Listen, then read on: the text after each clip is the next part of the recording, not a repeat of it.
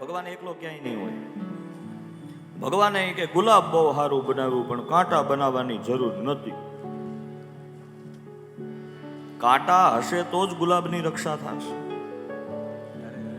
નો તો તારી જેવા દેવતાઓ એને ઉપાડી અર્ક જ બનાવી નાખ્યો. આ દુનિયામાં એવા એવા દેવતાઓ છે ભગવાનની ભૂલું કાઢે. બોલો, મા બાપની કાઢે એ બરાબર, ભગવાનની ભૂલું કાઢે.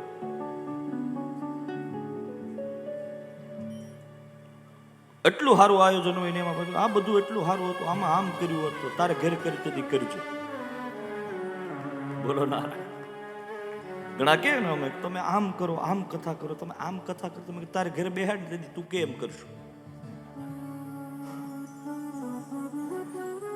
હરામ કોઈ દી સત્યનારાયણ ભગવાનની કથા ન કરાવતો હોય, પણ સલાહકાર એવડો મોટો હોય. સલાહકાર સફળ માણસો હોય છે, પણ જાજે ભાગે સલાહકારો નિષ્ફળ જ હોય. જે નિષ્ફળ હોય ની સલાહ બહુ દે, આનું આમ નહીં, આનું આમ કરાય, આનું આમ, પણ તું કઈક કરી.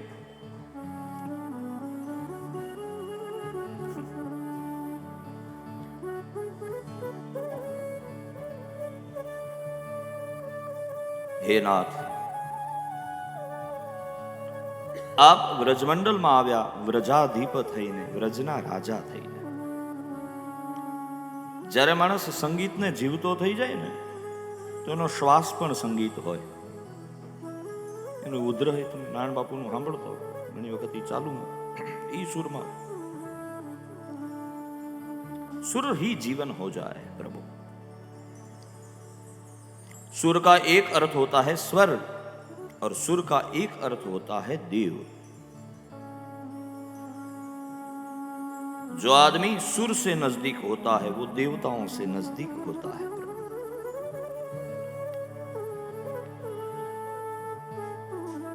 सुर माने सरी, गंगा. भगवान ने जय અને પ્રાર્થના કરવાની, હે ભગવાન તમે માયાધીપ છો, माया रहेगी, माया से कभी बच नहीं पाओगे. रजनीश जी कहता कि संसार में आए हो तो संसार की माया के साथ ही रहना है, अपनी कोई अलग सिस्टम नहीं है, अपन इसी के साथ जिएंगे. જેટલા માયાની સામે પડશું ને એટલી પ્રબળ બનશે. उसको जितना आप प्रेस करोगे वो ज्यादा. આપણે અહીંયા એવી કહેવત છે કે સ્પ્રિંગને જેટલી દબાવો ને એટલી વધારે ઉછળે. सहज रहो, फ्लो में बहो. આમાંથી નદીઓમાં તરતા કોને આવડે છે? નાતા કોને આવડે છે? હવે આપણે ગંગાજીમાં પડ્યા હોઈએ અને વેણ જે હોય, વાહ, વેણની હામા તરવાની ટ્રાય કરીએ તો મેળ આવે ખરો? તમે વેણની હારે હારે ધીમે ધીમે આમ ઓલું કરો ને તો ધીમે ધીમે કાંઠે પૂગી જાવ. બોલો આમ અહીંયા પૂગવાના, સામે પૂગી. પણ એની સામે પડશો તો ડૂબી જશો. प्रकृति अपने भाव में सहज होती है. पृथ्वी, जड़, तेज, वायु, आकाश, आ 5 महाभूत थी આપણું શરીર બન્યું. 5 મહાભૂતમાં છઠ્ઠું ભૂત નાખ્યું, આત્મા નામનું. હે, જેટલું આપણા ભાગ્યમાં જીવવાનું લખ્યું એટલું જીવીએ, પછી વળી પાછું વયું જવાનું.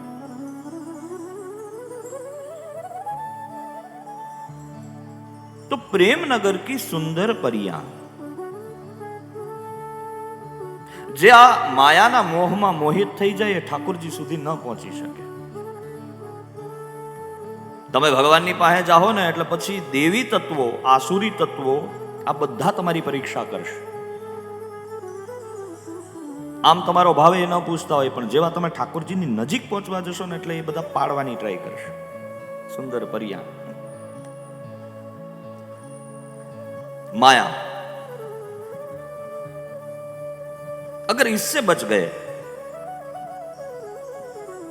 तो प्रेम नगर कोई विरलाई पहुंचे. प्रेम नगर कोई विरलाई माया क्या है? कंचन, કીર્તિ અને કામિની. નોટ ઓનલી સ્ત્રી, આ ત્રણેય વસ્તુ એમાં આવે. કંચન એટલે સોનું, સંપત્તિ. કીર્તિ એટલે પ્રતિષ્ઠાની ભૂખ. ઘણાને પૈસો હોય, બધું હોય, પણ પ્રતિષ્ઠાની ભૂખ બહુ હોય. આપણા હોર્ડિંગ છપાવવા જોઈએ 20x10 ના, તો જોઈ જ. લાઈવ તો હોવું જ જોઈએ. આ કીર્તિ. અને શાસ્ત્રમાં સંતોના મત પ્રમાણે પ્રતિષ્ઠા શું કરી વિષ્ઠા. પ્રતિષ્ઠા શું છે? ભૂંડ હોય ને, ભૂંડ, એની વિષ્ઠા એના મળ સમાન છે. જે લોકો ઓરિજિનલ છે. હવે કેવું છે, પ્રચારના માધ્યમો જ એટલા બધા વધી ગયા કે હું પ્રચાર નથી કરતો એમ કરીને કરે. બાપુ સંતોને કઈ ખબર ન પડે. ગિરનારમાં હોય, શું નામ તો કે ગિરનારી બાપુ.